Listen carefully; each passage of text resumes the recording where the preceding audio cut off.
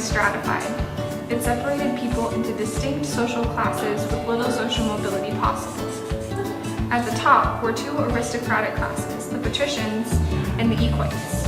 These groups controlled Rome politically and passed down their power through their family lines, generation after generation. Bryn, no. Because there was no middle class, there was a huge divide separating these classes and the lower ones, which included the commoners, any foreigners, and any slaves, and even freed slaves. And Rome's interesting focus on publicly indicating one's status only emphasized this already great divide. For example, senators formally displayed their power through a purple stripe on their clothing, and the patronage agreements that were common between people from different classes often required public displays of deference towards the patrons. In Rome, the ever-present huge inequities made no effort to hide themselves, and they permeated all aspects of each person's life. Go. As seen in many cultures, the appearance and manner of one's possessions and lodgings is often reflective of one's place in the greater societal hierarchy. Brought into a narrower lens surrounding the time of the ancient Romans, the stress put upon not only how you lived, but where you lived is evident. Men in higher positions within the Roman governmental system often resided in grander architectural creations, while those of a lower class lived in housing in far worse conditions.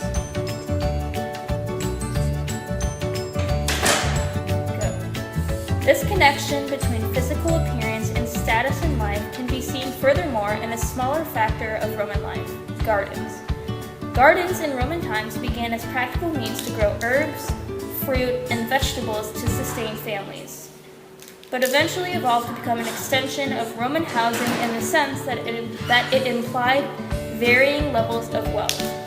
In fact, not only was the size indicative of one's big social standing, but the mere plants utilized within the garden itself could be found showcasing the economic standing of the owner.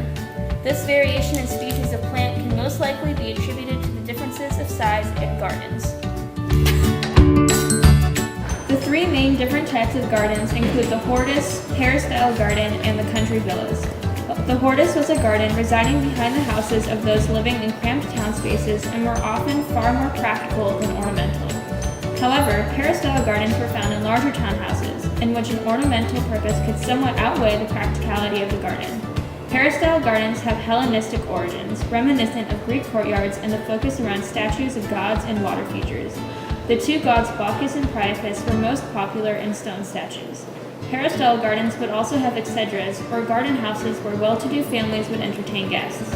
Said families were also often able to afford to paint frescoes surrounding their gardens to create the illusion of a much larger garden.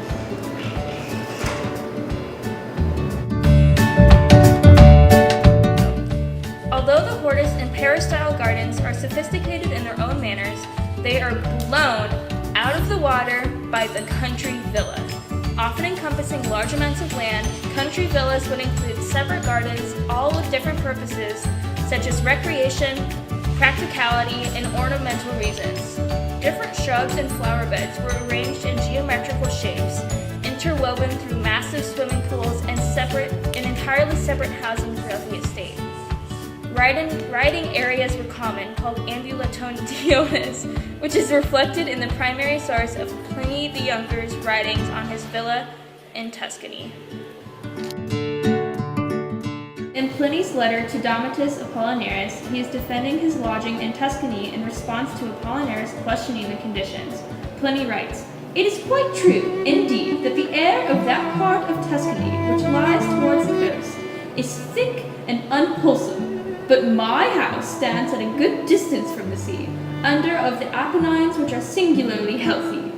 This is a good introductory description, before later diving into more detail on the particulars of his estate. Pliny writes that his manicured grounds with evergreens shaped into trees are surrounded by wide meadows, plains, and mountains. Water features or marble fountains and specificity to Pliny's Tuscan villa is described as watering many of the trees that are not in turn watered by the Tiber River. Furthermore, Pliny offers an example of separate housing among the grounds in this description. Almost opposite the center of the portico, and rather to the back, stands a summer house, enclosing a small area shaded by 4 plane trees.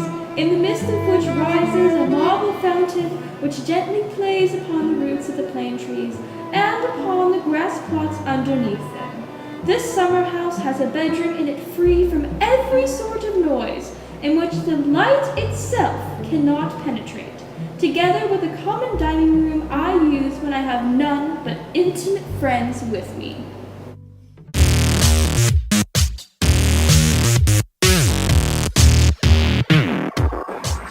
Many of the Roman gardens have been restored in the present day.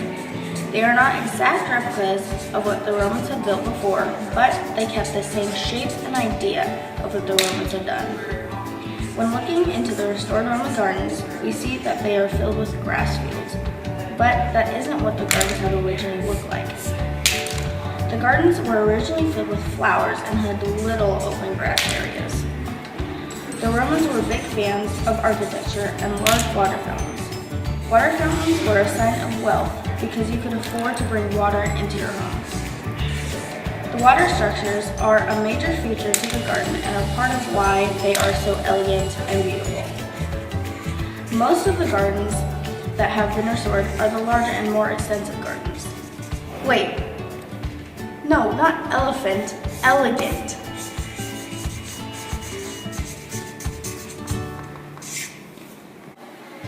Some gardens nowadays are modeled directly after Roman gardens, with the unique and intricate water fountains as well as some other attributes. The gardens are arranged in a geometric shape and follow a bit of a grid system. The new gardens mimic this to keep it looking neat. These new gardens are not the restored gardens, but just gardens that mimic the appearance of what the gardens had looked like in ancient Rome. Each garden was made up of the same basic elements: a patio, a terrace, an orchard or vineyard, several water structures, a shrine, and other personal plants or features the owner wished to have in his or her garden. The plants that were grown in the garden ranged from different types of flowers to herbs to different types of trees. Paths and walkways were structured through gardens as well. They were often made from gravel or sand, sometimes small rocks. Since gardens were a sign of wealth back then, they made a big deal about how nice the terrace was. It often looked down on the lower part of the garden, and the Romans often held activities and ate on the terrace. The gardens had courtyards as well for people to walk around and admire them.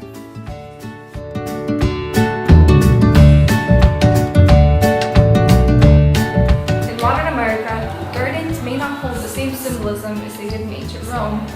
The way the Romans' gardens had the potential to flaunt their wealth isn't too different from the associations we make with living in certain types of houses or areas of town. Suburbia connotes upper middle class quietude, downtown apartments connote extreme wealth or having zero living space, and inner cities and rural communities often remind us of the working, industrial, and farming classes. And, while not exactly a garden, the image of a perfectly green, tamed, and picket fence lawn has become an iconic symbol of America, representing the American dream to some and disdainful privilege to others. But New Jersey certainly saw a cleanly kept lawn as a symbol of status. So, though we may most often invest our money in other modes of flaunting our wealth, from our cars, to our phones, to our colleges, the idea has remained essentially the same throughout history. Our possessions can testify to our power. It's the same idea that had the French people so angry about the way the opulence of Versailles, gardens and all, looked against the starkness of their property.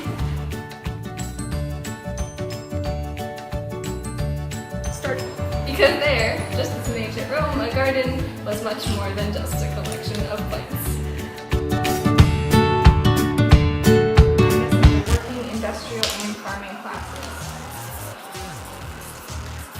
And while not exactly a garden, the image of a